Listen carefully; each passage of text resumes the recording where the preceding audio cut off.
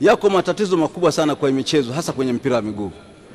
Tatizo la kwanza, kuna tatizo la kukosekana kwa uadilifu kwenye mpira wa miguu.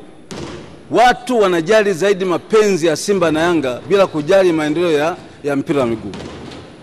Tatizo la timu kucheza chini ya kiwango kwenye ligi lipo.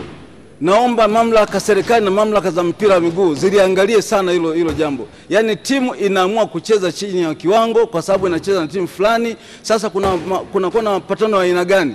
Inatakiwa uchunguzi ufanyike ili kubaini tatizo hilo na kulitafutia ufumbuzi wa kudumu.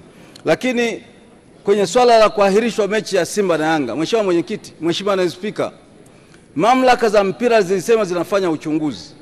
Lakini tangu ziseme zinafanya uchunguzi mpaka leo taarifa ya uchunguzi haijatolewa hadharani. Alafu inaibuka ratiba tu ya ligi kuendelea bila taarifa ile. Mheshimiwa Mwenyekiti, inakuwa Watanzania hawajatendewa haki.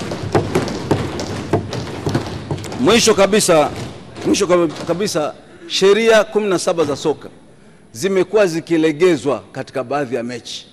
Sheria 17 kuna matatizo makubwa ya marefari, wengine wanapewa adhabu kila siku.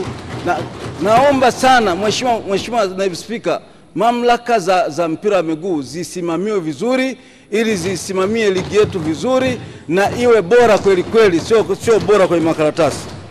Mwisho. Habari hii inatokea jijini Arusha, inahusiana na hoteli ya kimataifa ya Parrot Hotel. Hoteli hii ina hadhi ya nyota 4 ya ukweli iliyopo Kaloleni jijini Arusha. Jengo lake ni la ghorofa lenye floor 13, vyumba 116 vya kulala vyenye hadhi tofauti. Hapa kuna executive suite, junior suite, executive, standard bedroom, double deluxe na twin bedroom. Parrot Hotel ndani yake ina migahawa miwili. Mmoja ni maalum kwa ajili ya kupata kahawa za aina zote. Sehemu ya pili ni ya kupata chakula pekee. Hapa kuna bar maalum yenye swimming pool iliyopo floor ya 3. Kuna kumbi za mikutano kubwa 2 na kumbi ndogo kwa ajili ya vikao. Katika Afrika Mashariki, Parrot Hotel kwa sasa ni hoteli ya mfano kutokana na ubora wa huduma zake.